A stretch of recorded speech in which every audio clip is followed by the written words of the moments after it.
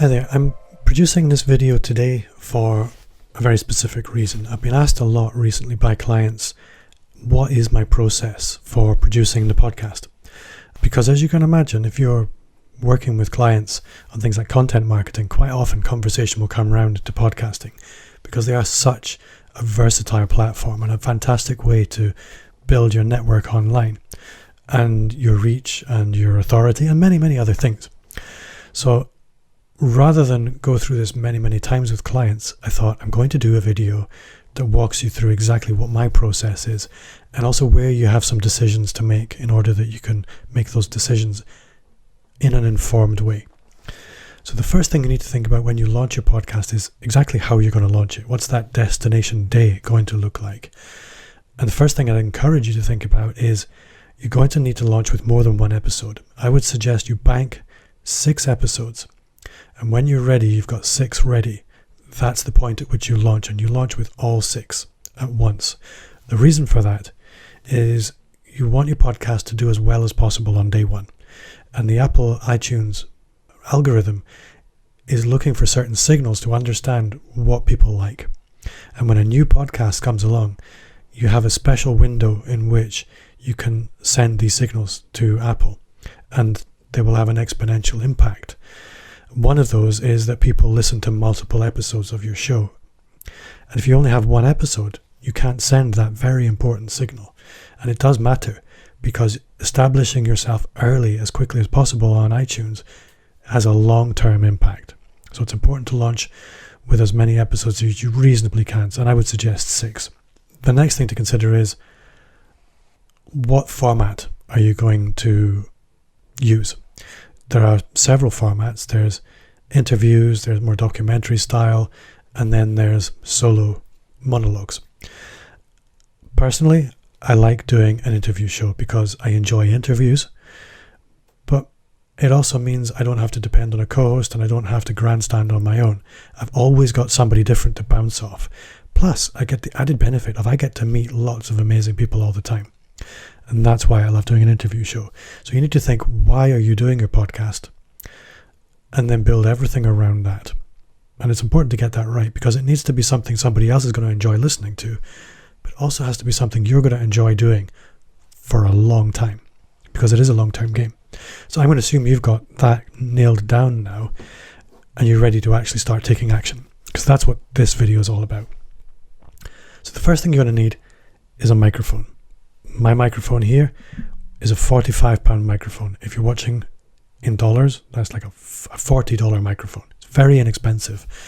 Then I have another element here, the boom arm, which you can see here if I move it around. That's £30, $28. And then I have what's called a shock mount. And that means if I knock my desk, the sound doesn't travel up into the microphone, which can be really annoying, especially if you're recording it and it's happening a lot. So altogether, the technology I'm using, the hardware, £100, no more. And don't let anybody tell you you need to spend more. You really don't. I've been doing my podcast for 2 years with very inexpensive equipment.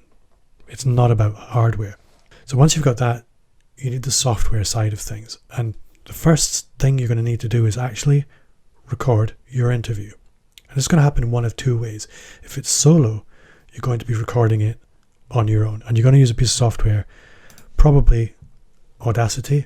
You might also use Adobe Audition. You might use Apple GarageBand. You can also use a system called Alitu.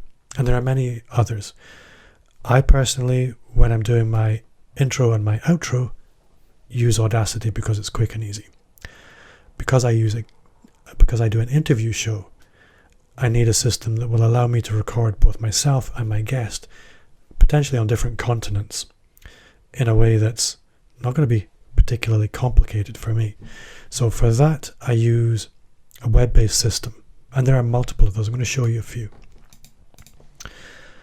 So the first of those is Tricast. Tricast is what I use. There is a studio, there's an editor, there's a publisher. Personally, I just use the studio, although I could edit my podcast in here as well, but I find it a little rough and ready. So this is an episode that I recorded the other day, and I can go through here and I can make edits if I want to, but I don't like it. It's a bit clumsy. I just use it for recording interviews. Zencaster is another tool. It's the added benefit that it's actually free. A lot of people love Zencaster. It's not my favorite. And a lot of people think as well that they'd quite like to record the video as well as the audio. And that's why a lot of people jump to Zoom, because A, it's free a lot of the time and you can record audio and video. But the problem is it doesn't record great audio. When you're on a Zoom call, it sounds fine. But when you actually listen in, especially to the recordings, it just sounds like somebody's talking inside a toilet bowl. It sounds terrible. So I wouldn't recommend recording with Zoom. But that's only my opinion. So once you've got your recordings down, and again, I'll show you what I end up with in Tricast. These are all my previous recordings. If I want, I can download the audio tracks for that. It will start downloading those. I can then import them into my editor of choice and start making my edits. And importantly, one thing to remember is what it's doing is it's recording my audio track and the guest's audio track separately, which is important if you want to make some edits, because the audio on my side might be really clean and the guest's audio might be really dirty, and we just need to clean up the guest's audio, but I might want to do something else to my voice to make it sound a little richer, or there might be something else going on. So there's lots of different things you might want to do. Often you want to treat a female voice differently from a male voice. There's lots that you can do, but you need separate audio tracks. So now we've got our audio tracks. The next thing is editing. And as I showed you before, I use Audacity for that. There's also a web-based tool called Alitu. It's a great online editor. It's not free. And Tricast also has its own built-in editor. I'll also say, along with this video, I'm going to give you my notes. So before I do a YouTube video, I make some notes. Inside of this mind map, you'll find links to everything I'm talking about. All the software is there for you. You just click on the link, it'll take you to the software, so don't feel you need to take notes. The next thing you're going to need, and I'll quickly recap. So you've got your why you're doing the podcast, what format you're going to use. You've recorded it. You now know how to edit it. The next thing you're going to need is to consider some of the housekeeping around your podcast. So you're going to need cover art, importantly. This is the cover art for my podcast. It's done in Canva. It doesn't have to be fancy. Mine is quite simple. All done inside of Canva. There's nothing fancy going on here. The other thing you're going to need to consider is the title and the description of your podcast. And I'll show you what I mean. If I bring up the Apple Podcasts, you can see my show inside of the podcast player. And you can see here it has a title. It has an author.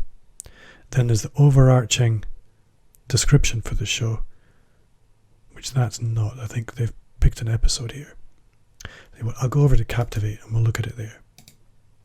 So this is Captivate, my podcast host, and it's the podcast host I would recommend you use. Inside of Captivate, if I go to one of my episodes, bear with me a moment. So this is my most recent episode, and I'll show you inside of there. So for each episode you need a title and a description. You don't need the subtitle, but you do need a title and a description. But for the show itself, you're going to need a podcast name, a short description, and a show summary. And these are the things that iTunes is going to need and all the podcast players need. So these are things to give some thought to. And the reason this matters is when people search for podcasts, the podcast players are looking at this for how they should position you. So you need to give some thought to the name, the subtitle, and the description. And I would do that early on before you're ready to publish. So you've got your podcast ready now. You've recorded it. You've edited it. You've given all the titles and descriptions. You're all ready to go. The next thing you're going to need to do is to set up the podcast in your podcast host. Now, like I said, I recommend Captivate. There are many others, but I've used many others, and Captivate will make everything that's normally hard easy. So take my advice and use Captivate. This Captivate, you simply click on the link, set up your 7-day trial.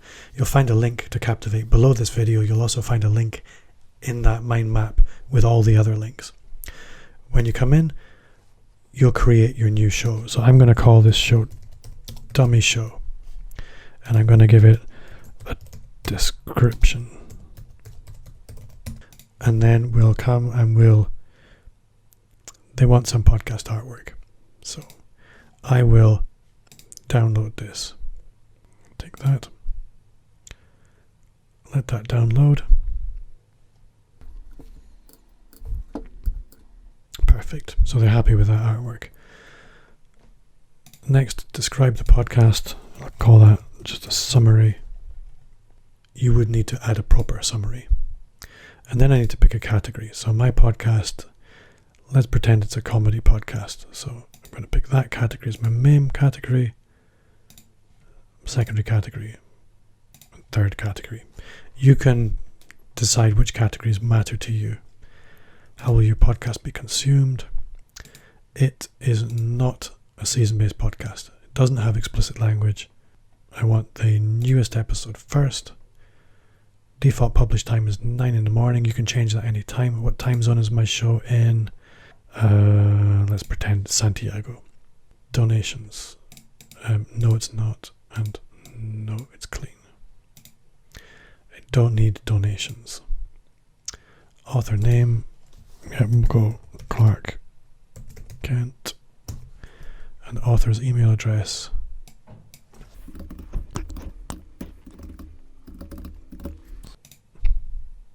And then Captivate will give me my RSS feed.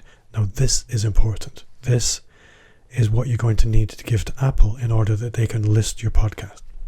So copy that and then create my podcast. So your podcast hosting is now set up. The next thing we need to do is add some episodes. So here we can see we have no episodes. I'm going to add an episode. Publish your first episode. Drag your MP3 file into here and then simply follow the steps that come afterwards. It's very straightforward. I'm not going to waste your time with it now. Getting to this point is the hard part. The rest is quite easy. So go in, publish all your podcast episodes, and then we're going to take the next step, which is going to iTunes, or Apple Podcasts rather. So once you've got your podcast hosting set up, what we've achieved from that is we now have our RSS feed. And because we have an RSS feed, we can go to Apple now. So you're going to need to go to Apple. Again, the link for finding the right place within the Apple ecosystem is in the mind map.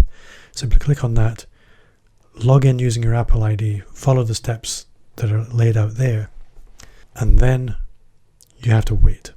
It can take up to a week, sometimes more. Sometimes it's the next day. So you submit your RSS feed, Apple will do some checks. Once they're happy, your podcast goes live on iTunes. And that is a big day because that's the day people will start consuming your content. Once that happens, you're not finished. Once that happens, we need to come back to Captivate.